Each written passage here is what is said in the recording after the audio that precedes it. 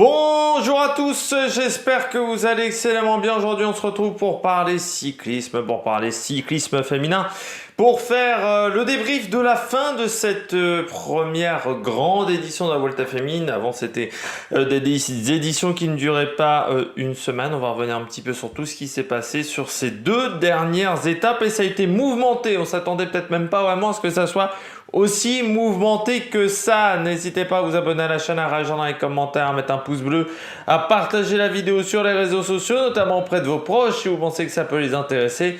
Dans les commentaires, n'hésitez pas à me dire qui vous a plu, qui vous a déçu dans ces différentes étapes. N'hésitez pas également à me donner votre avis sur la polémique entre Demi Vollering et Van Vleuten.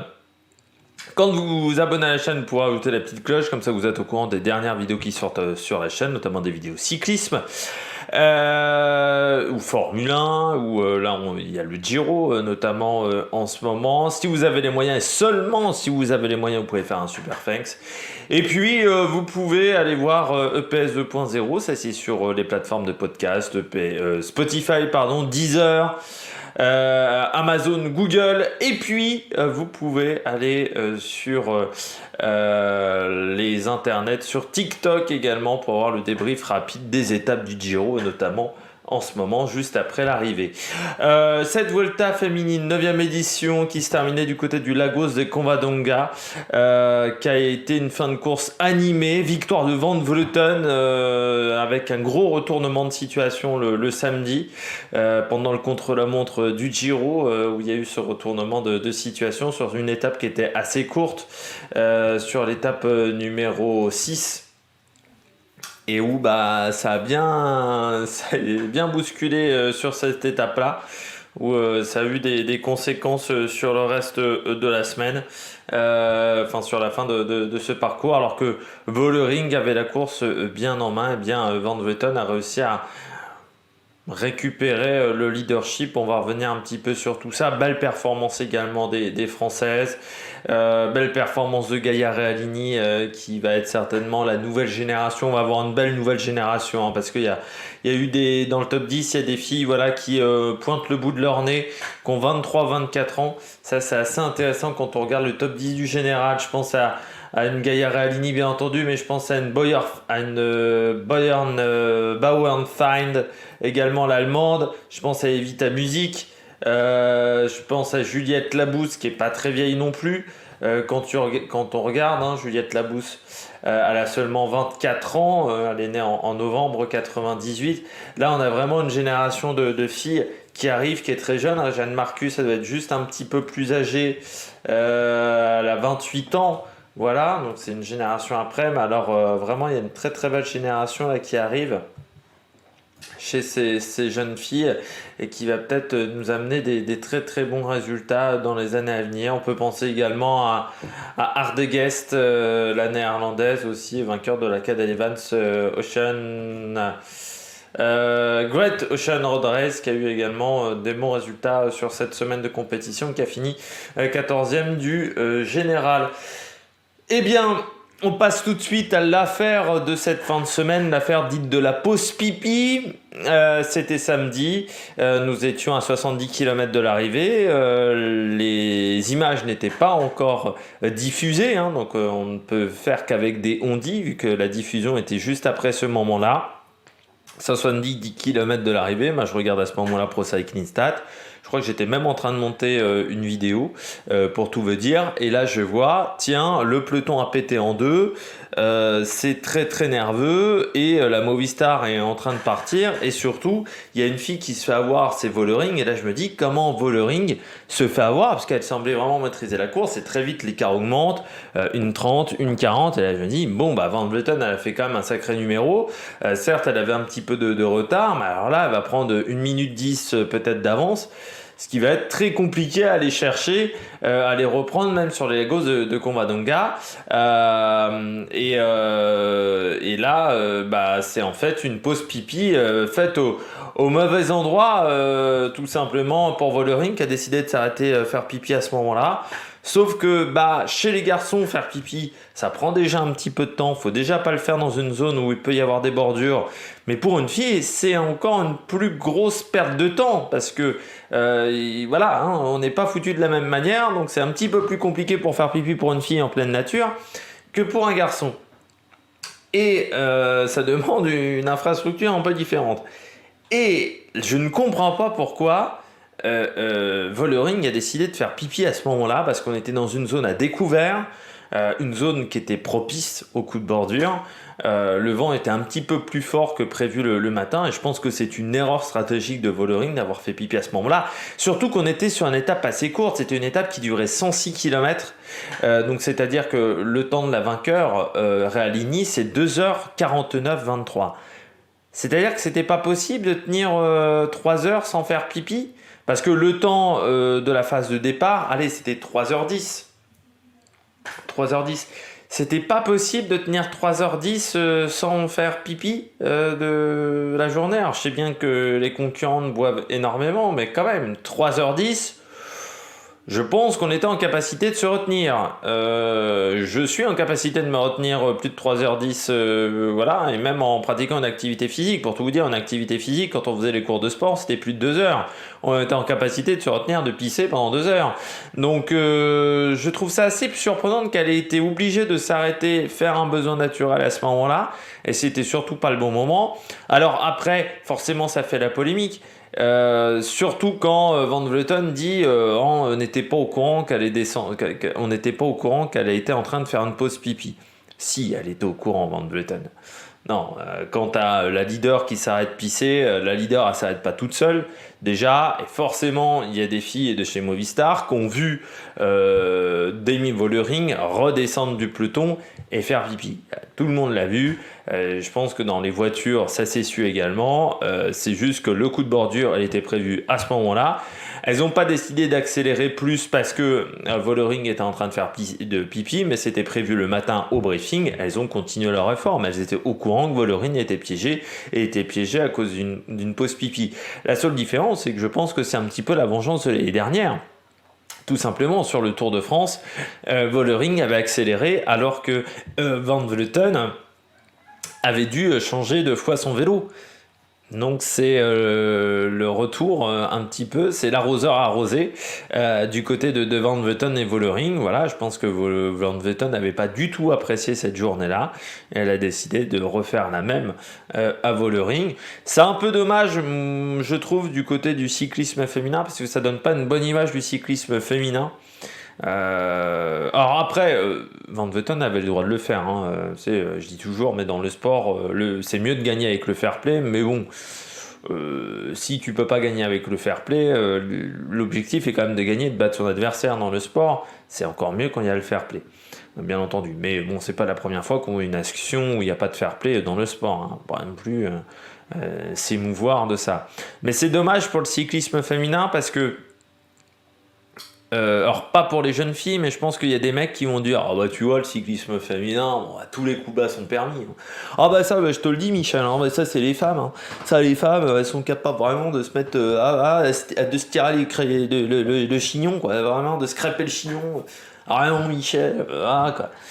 Je pense qu'il y a des mecs qui vont dire ça, qui regardent le cyclisme et qui vont dire ah bah de toute façon le cyclisme féminin, enfin voilà quoi, bon, les filles elles sont obligées de se faire des coups bas pour gagner. On verrait pas ça chez les mecs, hein, vraiment. Alors déjà on a vu ça assez souvent chez les garçons aussi. C'est vrai que ça arrive moins souvent. Là c'est dommage que ça soit les deux têtes d'affiche.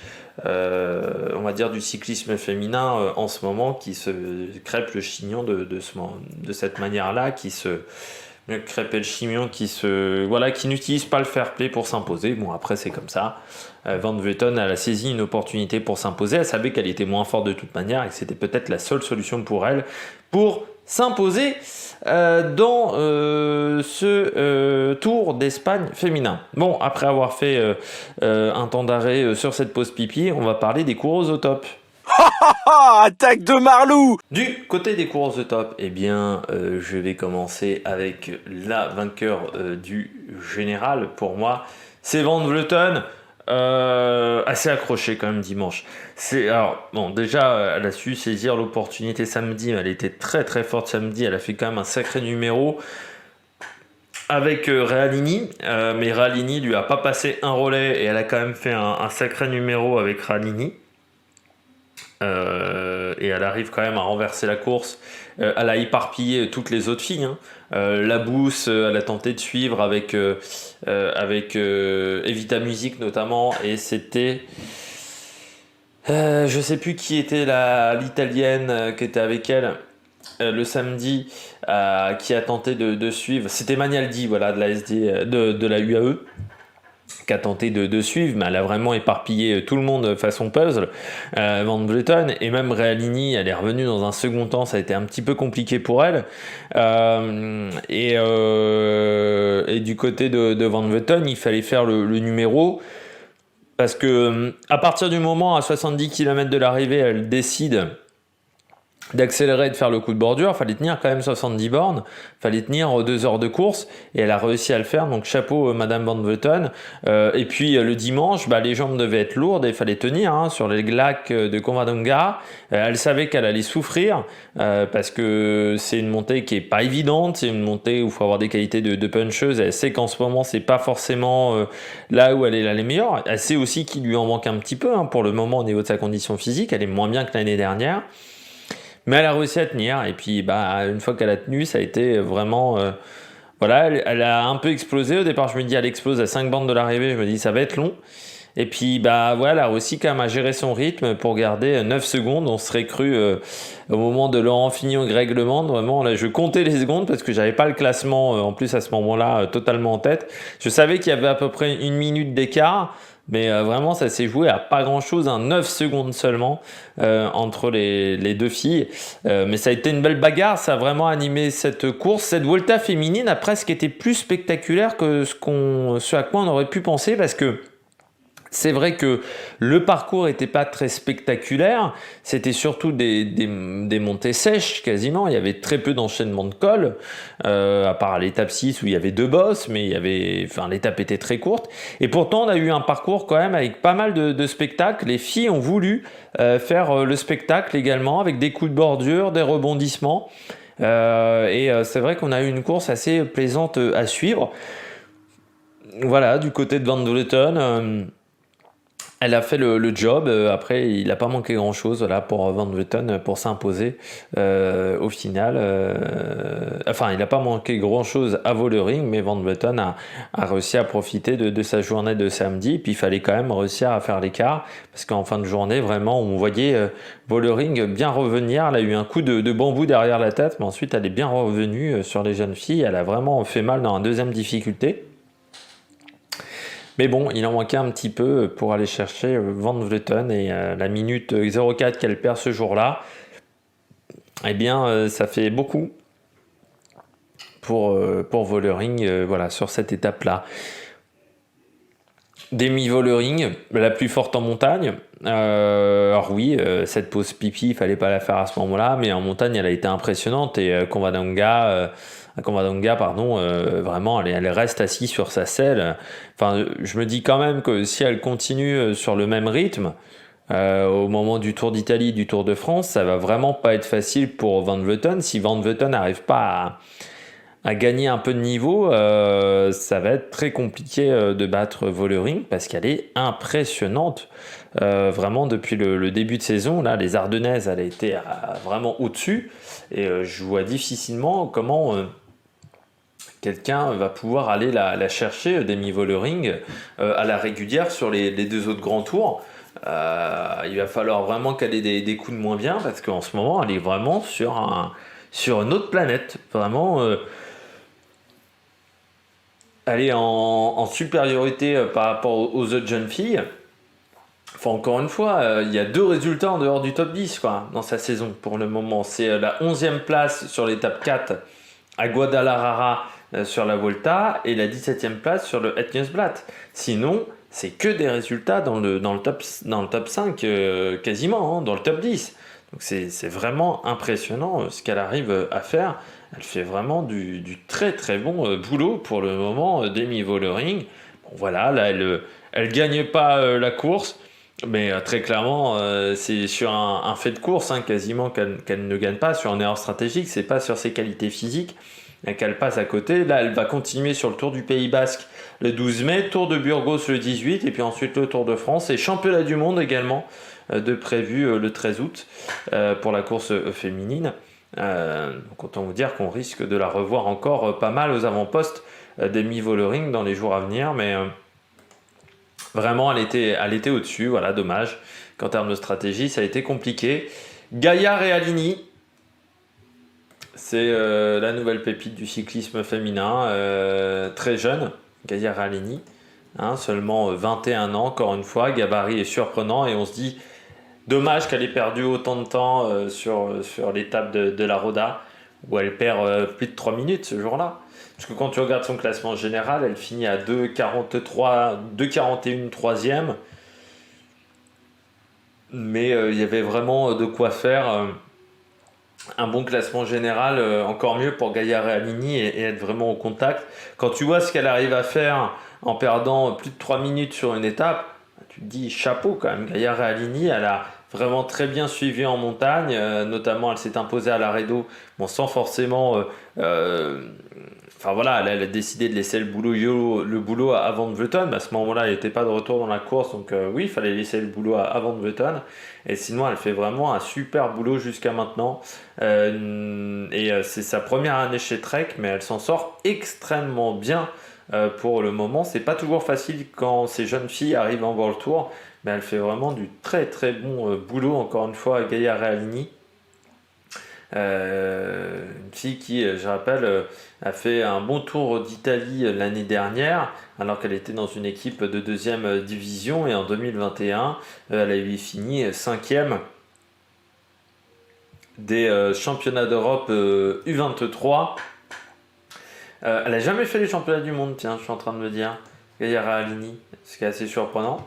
Elle avait fait 5e derrière Zanardi, qui avait remporté le titre, Blanca Vas, Evita Music et Laura Stiger, l'Autrichienne, devant Shirin Van Nistelrooy, par exemple, devant Core, devant Bauernfeind, par exemple.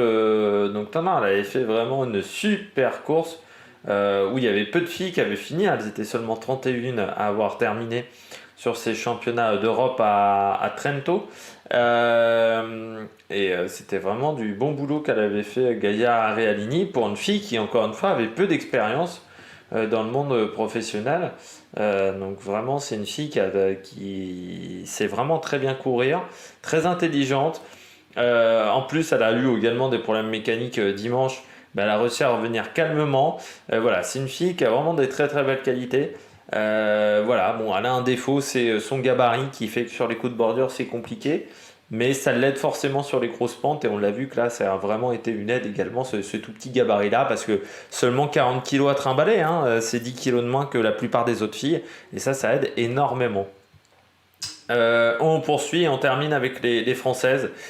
Bah oui, Juliette Labousse et Evita Music. Alors Evita Music dans les étapes de montagne, impressionnante. Elle aussi, hein, elle finit 6e du général, Evita Music, mais elle avait perdu beaucoup de temps sur les étapes de plat, Evita Music. Et puis Juliette Labousse qui a été régulière, alors un petit peu en dessous d'Evita Music, hein, pendant toutes les étapes de montagne, mais elle l'a tenté. Les deux Françaises ont tenté et je trouve qu'on a, enfin je l'avais déjà dit lors du Tour de France, on a quand même une belle génération qui arrive du côté du cyclisme féminin français, parce que Evita Music, Juliette Labousse, 24-23 ans, sont très jeunes. Juliette Labousse, elle est déjà super mature. C'est une fille qui, quand tu l'entends en interview, c'est vraiment une fille qui est assez intéressante à entendre parler, parce qu'encore une fois, tu dirais pas qu'elle a 24 ans, tu dirais qu'elle en a 29 ou 30 quand tu l'entends en interview, parce qu'elle est toujours très lucide sur son analyse de la course.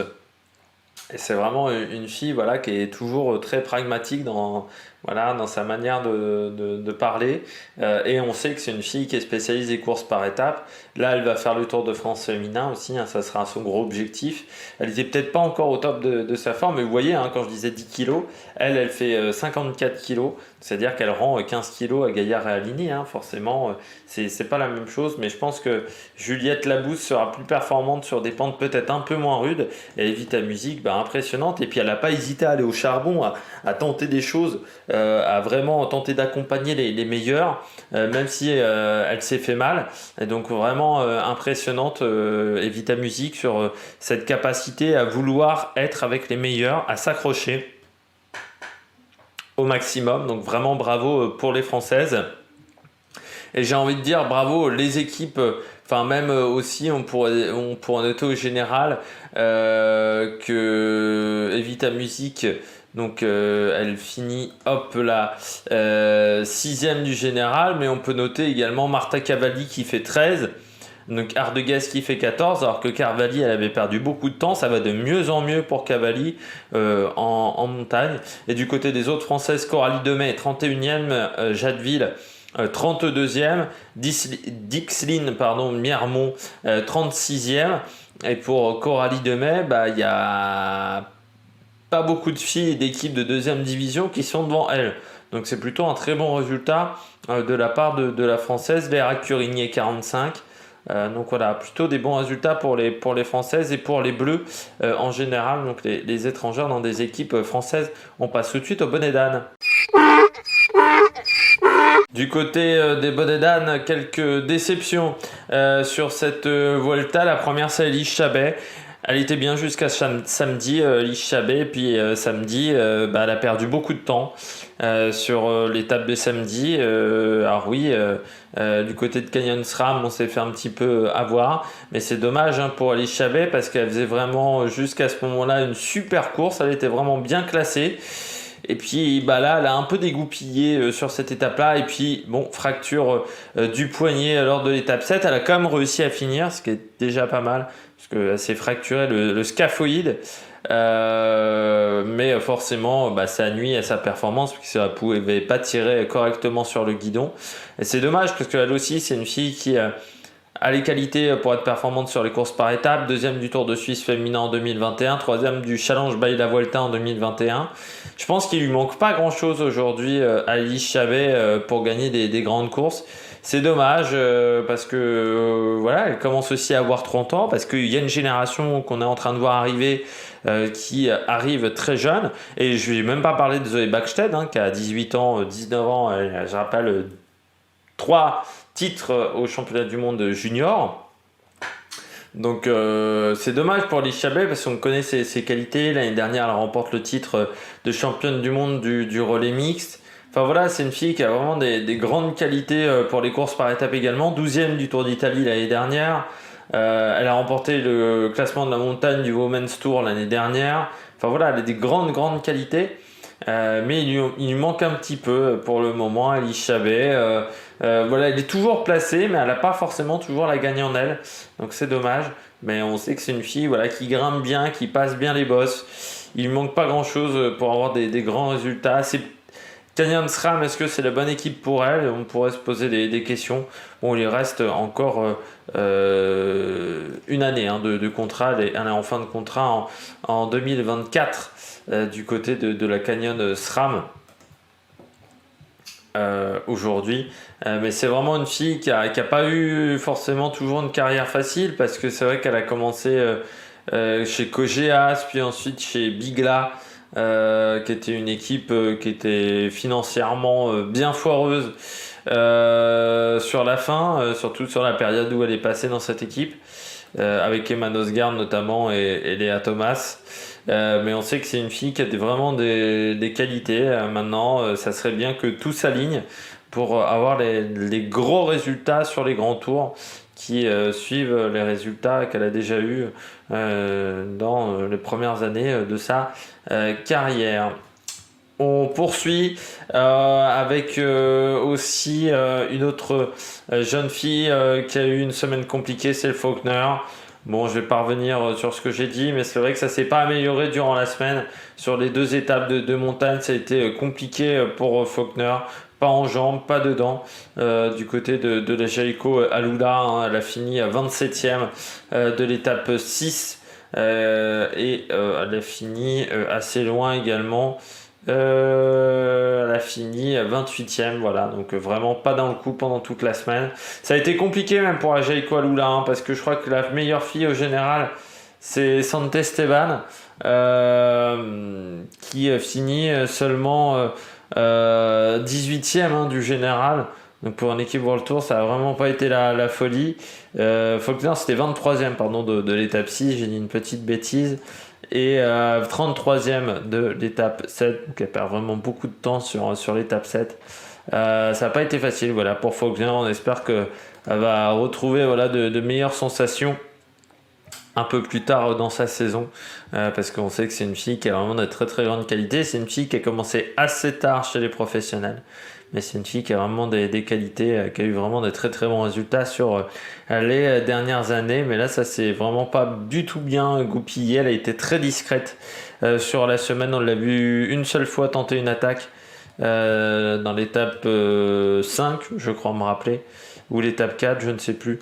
Sinon, le reste de la semaine, ça a été très compliqué pour Kristen Faulkner. Et puis, je termine avec une dernière fille, c'est Mavi Garcia. Au final, oui, classement un peu décevant pour Mavi Garcia, 9e du général de la course. Elle finit quand même à 6 minutes 30 et puis elle a mal fini. Hein. Les 2 derniers jours, ça a été compliqué pour Mavi Garcia. 4 minutes de perdu dans l'étape 14. Ça a été un peu mieux lors de l'étape de l'Aredo, l'étape numéro 6, où elle finit 6e à 1,04. Mais vraiment, l'étape, l'arrivée en montée, ça a été très compliqué. Elle a été lâchée assez tôt et elle a quand même bien souffert sur cette arrivée. Donc, dommage pour Mavi Garcia, parce que c'est vrai qu'elle avait j'avais plutôt l'impression qu'elle avait des bonnes jambes sur les premiers jours, mais sur les étapes de montagne, ça s'est pas bien goupillé du tout pour elle. Peut-être une gestion également de course à revoir, parce que c'est vrai que quand elle lâche, je trouve qu'elle tournait pas énormément les jambes, qu'elle emmenait peut-être un peu trop gros en termes de braquet, mais bon, c'est toujours le problème avec Mavi Garcia, c'est comme c'est une fille qui vient du duathlon, du triathlon. Mavi Garcia, elle n'a pas forcément énormément d'expérience sur le cyclisme classique, et elle fait beaucoup d'erreurs au niveau technique, et c'est peut-être ça qui lui a coûté également sur le dernier jour de course, c'est qu'elle avait plus de fraîcheur physique parce qu'elle fait beaucoup d'erreurs techniques, et je pense qu'elle devrait travailler vraiment sur cet aspect-là du cyclisme, parce que je pense qu'elle pourrait faire pas mal de progrès. Et puis après, Mavi Garcia, faut quand même aussi pas se mentir, c'est une fille qui n'est pas tout jeune, c'est-à-dire que comme elle est arrivée assez tard dans le cyclisme, elle a quand même maintenant 39 ans, hein, Mavi Garcia. Alors oui, elle domine en Espagne, certes, mais c'est vrai que le poids des ans commence à se faire sentir. On le voit avec Van Vleuten aussi, hein, 39-40 ans, ça commence à être des âges avancés, et c'est pas forcément facile de rester au top dans le sport du haut niveau à ces âges-là. Donc c'est peut-être aussi une des raisons qui font que c'est un petit peu plus compliqué cette année pour Mavi Garcia, qui a encore une année de contrat chez Liv en 2024.